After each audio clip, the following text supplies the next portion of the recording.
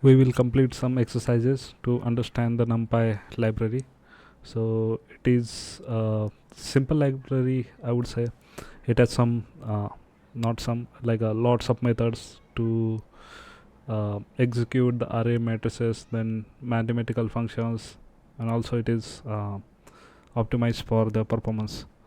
So to follow along, you need to have the Python installed on your system. So visit python.org and download for your operating system, and just double click install. It will be installed.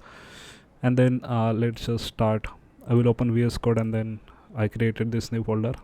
Okay, and open new terminal, and you can verify if the Python is available or not. Python 3 dash dash version, and it should show some version to you, right? Okay. Okay, then let's start. Now before installing that package, what we need to do is create the environment, otherwise it will throw some random errors. Okay, so for that, what we need to do is python 3 dash m venv.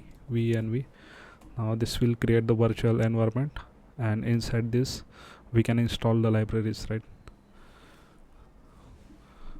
Now once this is done, we can activate this environment using source venv /bin/activate. Okay, so as you can see, it shows venv here. Okay, now the workspace is activated. Now we can install that package using pip install and NumPy.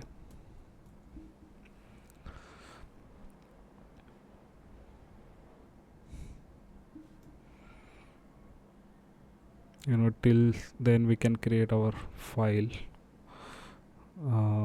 Let's just name it main.py. Okay, it is downloading that package. So okay, it is done, and I will also type the command python 3 ./main.py.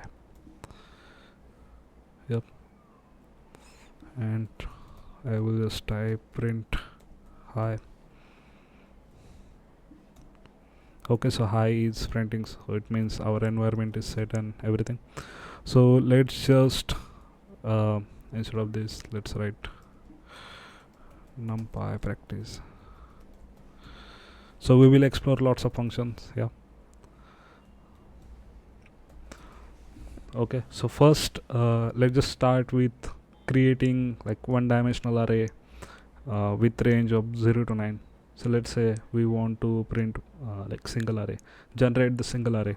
Okay, so how we will do that using that package? So first you need to import NumPy as np. So to generate that range, we will define one variable array equal to, then np and dot, it is arrange method, arrange, and 10. So it will generate those 10 elements. Now we just need to print that 10 elements array. So if I save this and run it,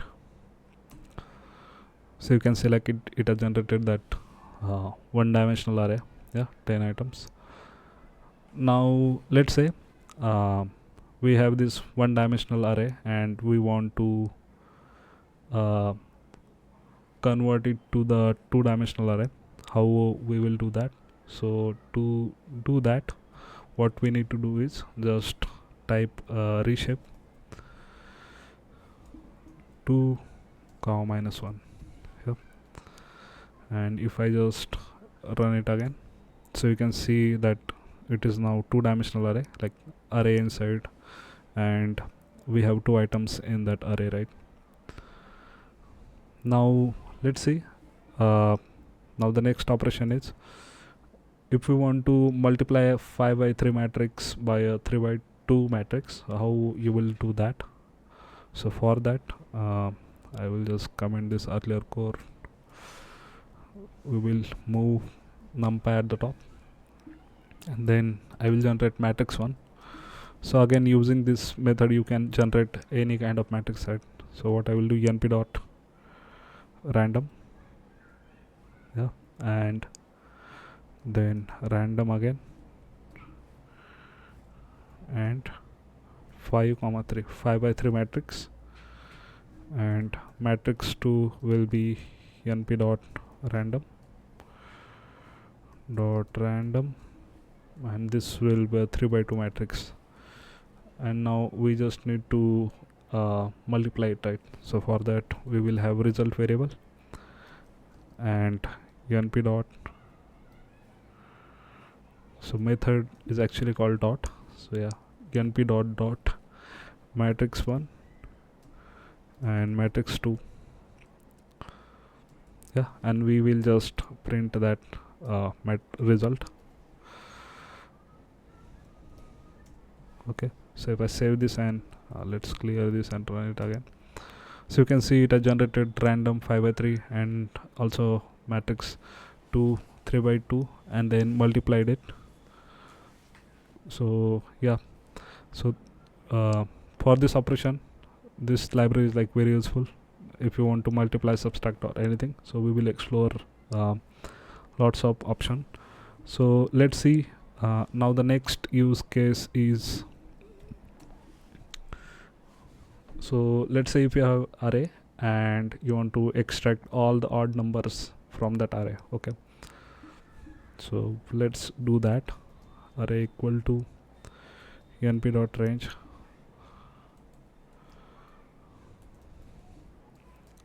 so I will arrange 1 comma 11. So here I generated like 10 items, right? Yeah, and then we want to get like odd numbers, right? Odd numbers.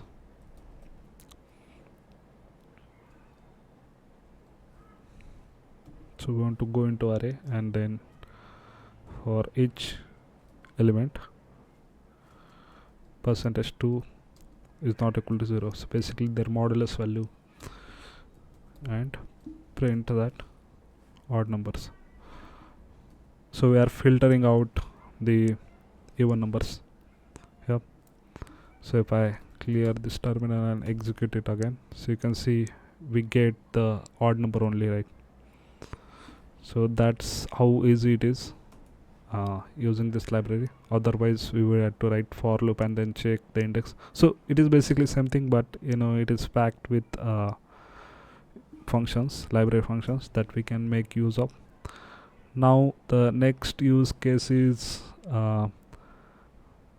let's say we just we determine the odd numbers. We want to replace all the odd numbers with -1. So don't think about it like exercise, think like product perspective. Okay, so let's say there are null values in our product array and you want this specific item to be replaced with another some hypothetical value, right? So that is the real use case in lab, right? So that's why this exercise is important. Now for now we will replace the odd numbers with -1, but yeah, I just told you the real use case, like we can replace null values with some hypothetical value, so it won't affect the algorithm we will build on top of that hypothesis, right? So to do that, let's define array, and again it is np dot range, which will generate the range, and then array modulus 2 not equal to 0, yeah, -1. So basically we are setting that value, odd value, to -1, yeah, and now we just need to print that array, that's it. So if I save this and run it again, so you can see like odd value has become like -1 and only E1 is there, right? Yeah. So 1 has become -1 and then 3 has become -1, yeah, something like this. Now let's do another some interesting operations. So let's comment this and I will clear this window as well. Now let's say there is an array and we need to find the indexes of all non-zero elements. Okay, so how we will do that using this library, right? So first we will have this array np.array. Again, I am defining this static array and I'm generating here and using that. It doesn't have to be this way. Okay, it can be predefined array as well. 1 comma 2 comma 0 comma 0 comma 4 comma 0. Yep. And let's say non zero indices equal to, so there is just a straight function in this library enp.nonzero, and we will pass the array itself. So we just got the value in this variable, so I will just copy this and print its value. Print. So if I save it and run that, so you can see like we got the values right, 0, 1 and 4. So first is there, and so let's say 1 is also there, and fourth, so 0, 1, 2, 3, 4. So 4 is non-zero, right? So that's why 1, 0, 1 and fourth index, and we got the same value here.